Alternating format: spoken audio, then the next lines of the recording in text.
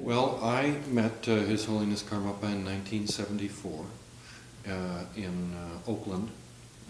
He gave the ceremony of the Black Crown there. It was an amazing moment in my life, really the first time that I, from my subjective perspective, was able to actually see the mind of enlightenment. It was quite a cathartic moment for me.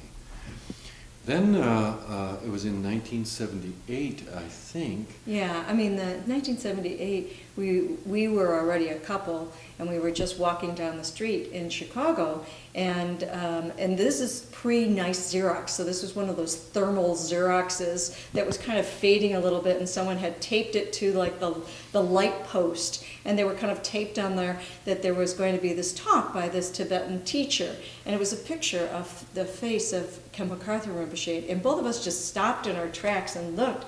And I mean, even now I'm getting goosebumps on my arms because I remember going and Patrick said, "Oh, we have to go to that." I was like, "Okay, we'll go to that." And so just just like that. We didn't know he was connected to Karmapa.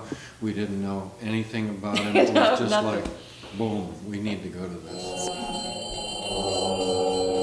We got like 10 of our friends After to the come first with. night, After the we first got on night, the we phone, said, said, "You have to see come this. This is meet an this amazing fellow." human being. That's You have right. to come." And the rest of them came for the rest of the week too.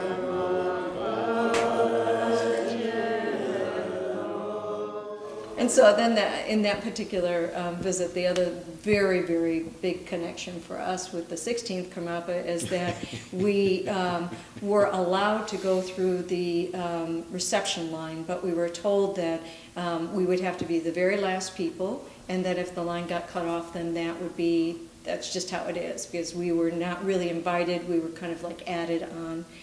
So it was okay because Khenpo Rinpoche was there. They are allowing his students to come up. So, but make it very quick. Bow. Don't bend down. Say Just anything. move on. Whatever. So anyhow, so we get in the line, and we It was know very what, kind of them to let us in go through the up. line. And, yeah. It's a long line, and we get up there, and the translator Nudrup, who knew us because he had spent time.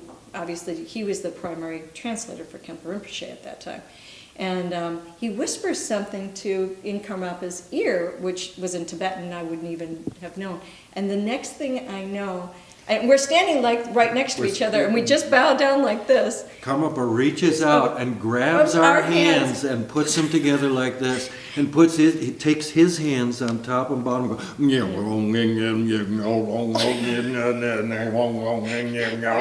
We're like, and he's smiling. He's got this huge smile on his face.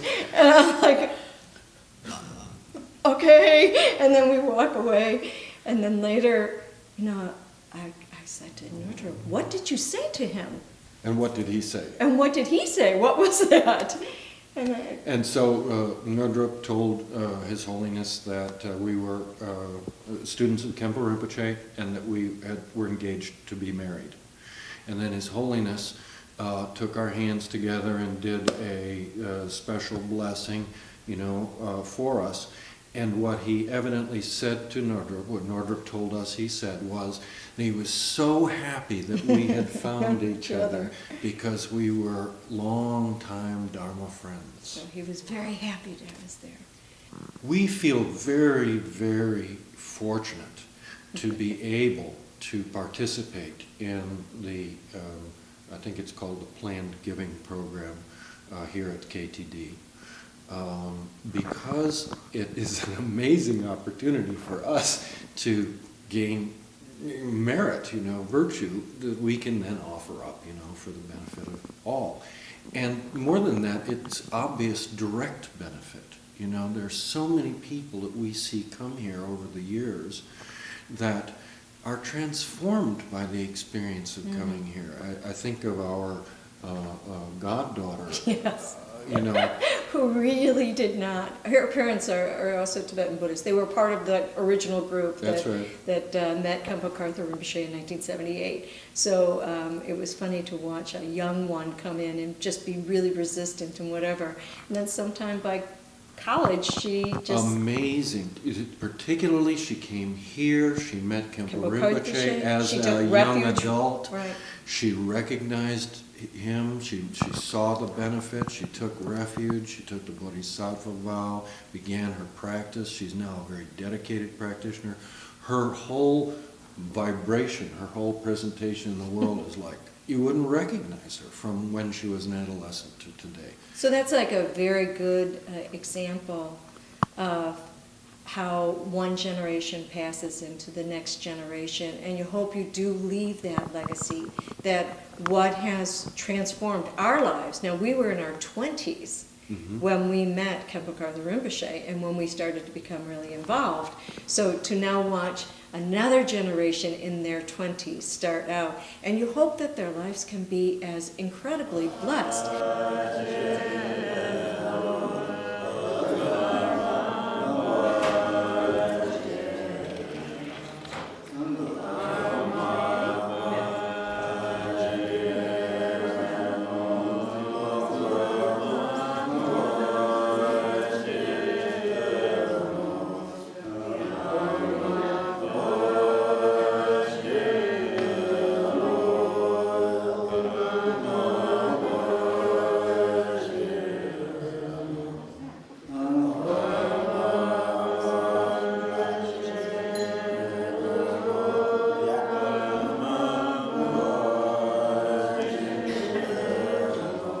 This beautiful, beautiful monastery will benefit countless beings for many generations to come. And we have the tremendous opportunity to be like the bricklayers. We have the opportunity to contribute to the foundation, the actual physical ground of this wonderful, beautiful resource. And you know, the next generation has the opportunity to keep it going, to make sure that the roof stays without leaks in it and the building stays healthy. Maybe to add a stupa, maybe eventually That's to right. add a monastic college. Who knows?